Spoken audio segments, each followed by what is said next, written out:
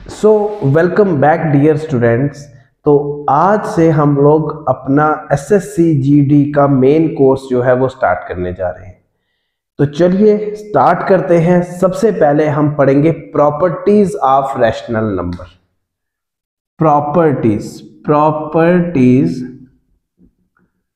Of rational number. ठीक है जी, रैशनल नंबर। तो प्रॉपर्टीज ऑफ रैशनल नंबर में आपके पास पहली प्रॉपर्टी कौन सी प्रॉपर्टी आएगी? Closure property. Closure property. तो बच्चा जी इस प्रॉपर्टी में हम क्या पढ़ेंगे? क्लोजर प्रॉपर्टी में हम क्या पढ़ते हैं कि जैसे हमारे पास A and B are two numbers are rational numbers, तो देन क्लोजर प्रॉपर्टी क्या कहेगी? जैसे a प्लस b जो होगा वो c के बराबर होगा। ठीक है जी, ये केस आ जाएगा आपका एडिशन का केस। ठीक है जी, ये आ जाएगा एडिशन का केस। फिर a multiply by b equal to c आएगा, तो ये आएगा मल्टीप्लीकेशन का केस। ठीक है जी। अब देखो क्लोजर प्रॉपर्टी में हमने क्या कहा है कि a and b are two numbers are rational numbers. या तो वो क्या होंगे, या दो नंबर होंगे, या वो क्या होंगे? रैशनल नंबर होंगे, जिसमें a plus b equal to c कब होगा? ये एडिशन के केस में, और a multiply by b equal to c होगा मल्टीप्लिकेशन के केस में। ठीक है बच्चों, तो अब हम लोग पढ़ेंगे इसी की एग्जांपल।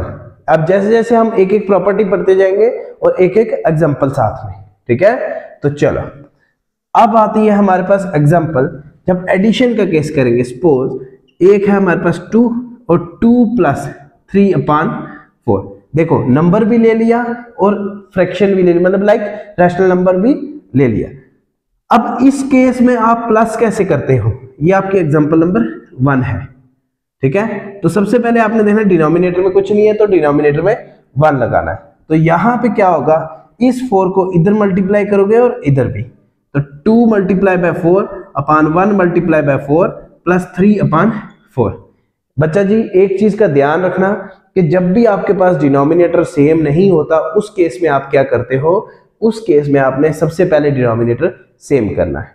ठीक है जी, ये आ जाता है 2 4 8, 8/4 प्लस 3/4 कितना आता है? 4 आप एलसीएम ले लोगे तो 8 प्लस 3 दैट इज 11/4।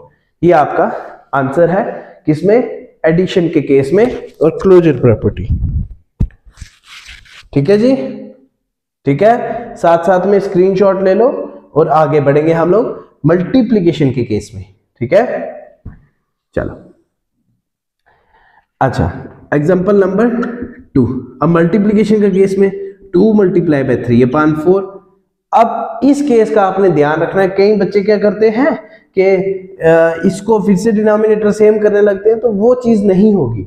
आपने क्या करना है, सीधे सीधे मल्टीप्लाई करो, या क्या करोगे? देखो 2 1 2, 2 2 4, तो 3/2 जो होगा आपका आंसर आएगा मल्टीप्लिकेशन के केस में।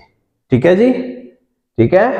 तो बढ़ेंगे हम सेकंड प्रॉपर्टी की तरफ, जो हमारे पास प्रॉपर्टी आती है कम्यूटेटिव प्रॉपर्टी। ठीक है, चलो अब ये रहा आपके सेकंड प्रॉपर्टी, और सेकंड प्रॉपर्टी आपके आ गई कम्यूटेटिव प्रॉपर्टी।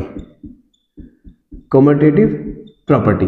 अब इस केस में आपने क्या करना है? आपने a plus B equal to B plus A होना चाहिए। यह आता है फर्स्ट केस a, और second case a multiply by b equal to b multiply by a होना चाहिए। यह आपका आ गया एडिशन का केस।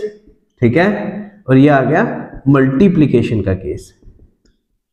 ठीक है जी, साथ साथ में रेडी रखना, पढ़ते रहो। ठीक है, ले लो स्क्रीनशॉट कि कम्यूटेटिव प्रॉपर्टी क्या कहती है कि जैसे ए और बी हमारे पास क्या है, दो नंबर हैं, ये दो रैशनल नंबर है, तो उसमें हम लोग क्या करेंगे कि कैसे एडिशन करेंगे वो यहाँ पे, ठीक है जी, और कैसे मल्टीप्लिकेशन करेंगे।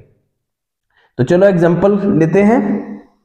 अब एक एग्जांपल आ गई एडिशन की, क्या 2/3 प्लस 4/3। तो कैसे होगा, यहाँ पे 3 LCM 2 + 4 = 6/3, 3 1 जा 3 2 जा, तो 2/1 दैट इज 2 आंसर। ठीक है जी, ये आ गया एग्जांपल नंबर 1, ये आ गया एग्जांपल नंबर 2। मल्टीप्लिकेशन के केस में 2/3 × 4/5, ठीक है। तो यहाँ पे क्या आएगा, सीधा सीधा मल्टीप्लाई कर लो, क्या आएगा 2 4 जा 8 और 3 5 जा 15, 8/15। ठीक है जी, ठीक है। ये आ गया आपकी कॉम्यूटेटिव प्रॉपर्टी। अब हम लोग पढ़ेंगे एसोसिएटिव प्रॉपर्टी, किसकी, एडिशन की भी और मल्टीप्लिकेशन की भी। चलो साथ साथ में नोट्स बनाओ। ये आ गई थर्ड प्रॉपर्टी। थर्ड प्रॉपर्टी आती है एसोसिएटिव प्रॉपर्टी। एसोसिएटिव प्रॉपर्टी क्या कहती है कि हमारे पास जो a + b+, ऐसे करेंगे a + b+c = a + b+c, ये आता है एडिशन का केस।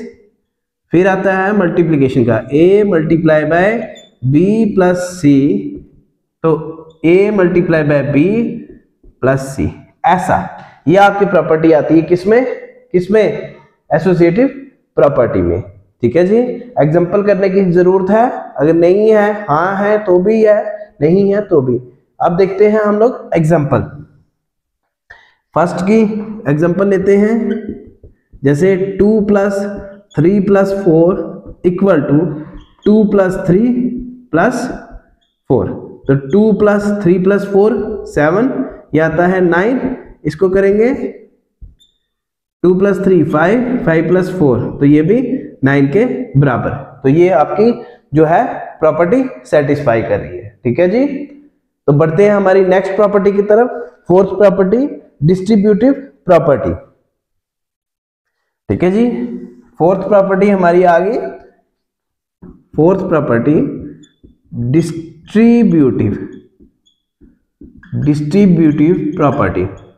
अब बच्चा जी प्रोबेबिलिटी प्रॉपर्टी में क्या करना है आपको कि a multiply by b plus c equal to a multiply by b plus, देखो a multiply by b plus a multiply by c, ऐसे होगा। ठीक है, एग्जांपल लेते हैं इसकी एग्जांपल क्या है कि 2 मल्टीप्लाई बाय 3 प्लस 4 कैसे आएगा। सबसे पहले by 2 multiply by 3 plus 2 multiply by 4, देखो जी 2 ये रखेंगे, यहाँ पे क्या है 7 plus 4 3 plus 4 7 multiply by 7 that is 14। ठीक है, 2 मल्टीप्लाई बाय 3 6, 6 प्लस 8 14, ये आ गया आपकी डिस्ट्रीब्यूटिव प्रॉपर्टी। ठीक है जी, बढ़ते हैं हम नेक्स्ट हमारी फिफ्थ प्रॉपर्टी। जो फिफ्थ प्रॉपर्टी है वो है एडिटिव आइडेंटिटी। ठीक है जी, एडिटिव आइडेंटिटी क्या कहती है कि हमारे पास, देखो जी ये आ गई fifth property additive identity. Additive identity क्या कहती है कि हमारे पास जैसे कि let a be any number then additive identity is, क्या करेंगे, अगर a है तो a में प्लस 0 करना है तो आपका आंसर a ही आएगा। ठीक है जी, ये चीज याद रखना, एडिटिव आइडेंटिटी को ऐसे करना है। ठीक है जी, इसकी एग्जांपल लेते हैं कि ये हमने बोला let a is equal to 2, तो हमारे पास क्या आएगा, a की वैल्यू 2 है तो 2 प्लस 0 इक्वल टू 2, ये आपकी एडिटिव आइडेंटिटी है। ठीक है, नेक्स्ट हमारा होता है कि अगर इसको आपने थोड़ा और समझना है, एक चीज का ध्यान रखना कि जब भी हम किसी नंबर में 0 को प्लस करेंगे तो हमारे पास नंबर ही वापस आएगा। ये एडिटिव आइडेंटिटी है, ठीक है जी। नेक्स्ट हमारे पास आता है सिक्स्थ प्रॉपर्टी, जो कि मल्टीप्लिकेटिव प्रॉपर्टी है। सिक्स्थ प्रॉपर्टी आपके पास आ गई मल्टीप्लिकेटिव प्रॉपर्टी, मल्टीप्लिकेटिव आइडेंटिटी, ठीक है जी। अब इसमें ध्यान रखना कि जैसे हमारे पास लेट करते हैं ए बी एनी नंबर, मतलब अगर ए एक कोई भी नंबर है, देन इसकी मल्टीप्लिकेटिव आइडेंटिटी क्या होगी कि A multiply by 1 equal to ए, ठीक है जी। तो इसकी एग्जांपल आ गई कि 2 मल्टीप्लाई बाय 1 दैट इज 2। ये आपके पास क्या है, ये मल्टीप्लिकेटिव आइडेंटिटी। तो अभी तक हमने पढ़ ली है 6 प्रॉपर्टीज, किसकी 6 प्रॉपर्टीज पढ़ी है हमने, किसकी, रैशनल नंबर की। अब मैंने यहाँ पे रैशनल नंबर तो यूज नहीं किया, तो आप इसकी जगह रैशनल नंबर भी कर सकते हो, जैसे 2/3 मल्टीप्लाई बाय 1 दैट इज 2/3, ठीक है जी। तो ये था हमारा आज का लेक्चर। आज हमने पढ़ी है प्रॉपर्टीज ऑफ रैशनल नंबर। तो कल हम इसके नेक्स्ट टॉपिक जो होंगे वो पढ़ेंगे।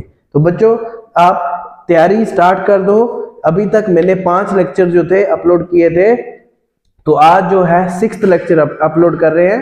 तो बच्चा साथ साथ में अपने नोट्स बनाते रहो, एक एक चीज को नोट डाउन करो और प्रैक्टिस करते रहो साथ साथ में। और आगे के लेक्चर्स में हम लोग पढ़ेंगे कि कुछ जैसे कि रैशनल नंबर 2 नंबर के बीच में कैसे फाइंड आउट करते हैं, या 2 रैशनल नंबर के बीच में रैशनल नंबर कैसे फाइंड आउट करते हैं, या कि 2 नंबर के बीच में कितने नंबर ऑफ रैशनल नंबर होंगे वो कैसे फाइंड आउट करते हैं। तो नेक्स्ट लेक्चर हमारा यही होगा, ठीक है बच्चा। चैनल को सब्सक्राइब कर लो और अपने कॉन्टैक्ट में शेयर करो।